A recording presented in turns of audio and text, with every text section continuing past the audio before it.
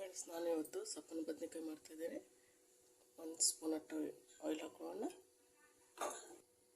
ಅದಕ್ಕೆ 1 ಸ್ಪೂನ್ ಅಷ್ಟು ಜೀರಿಗೆ ಹಾಕೊಳ್ಳೋಣ. ನೋಡಿ, ಹಾಗೆ ಕುಟ್ಟಿರುವ ಒಂದು ಬೆಳ್ಳುಳ್ಳಿ ಗಡ್ಡೆ, ನೋಡಿ ಚೆನ್ನಾಗಿ ಕುಟ್ಟಿರುವ ಒಂದು ಗಡ್ಡೆ ಹಾಕೊಳ್ಳೋಣ. ನೋಡಿ, ನೀಟಾಗಿ ಫ್ರೈ ಆಗ್ತದೆ. ಸ್ವಲ್ಪ ನಾವು ಅರಿಶಿಣ ಪುಡಿ ಹಾಕೋಣ. ಅರಿಶಿಣ ಪುಡಿ ಹಾಕೋಣ, ಮಿಕ್ಸ್ ಮಾಡೋಣ.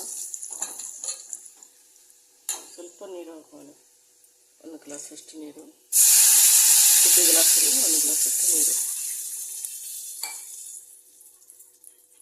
ಇದಕ್ಕೆ ಸ್ವಲ್ಪ ಸಾಲ್ಟ್ ಹಾಕೊಳ್ಳೋಣ, ರುಚಿಗೆ ತಕ್ಕ ಉಪ್ಪು.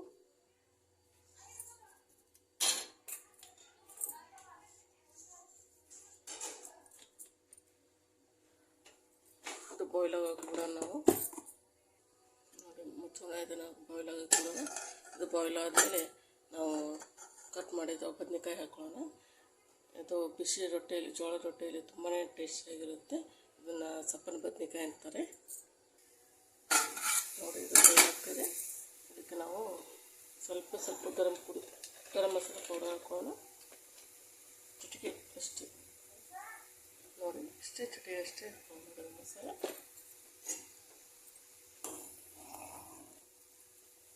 ಅದಕ್ಕೆ ನಾವು ಕತ್ತರಿಸಿಟ್ಟಿರೋ ಬದನೆಕಾಯಿ ಹಾಕೋಣ.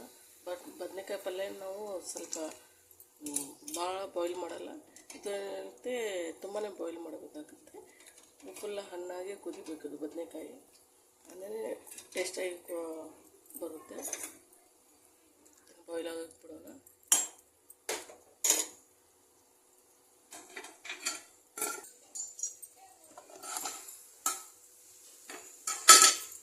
ಬಾಯ್ಲ್ ಆಗ್ತದೆ.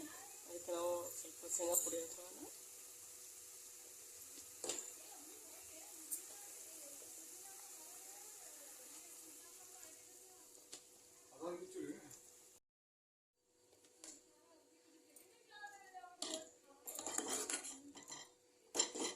ಇದು ಬಾಯ್ಲ್ ಆಗ್ತದೆ. ಇದಕ್ಕೆ ನಾವು ಕೊತ್ತಂಬರಿ ಸೊಪ್ಪನ್ನು ಹಾಕೋಣ.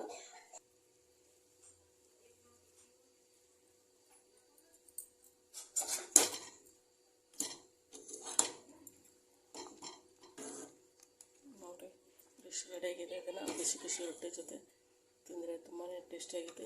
ಸರ್ವ್ ಮಾಡೋಣ ನಾವು.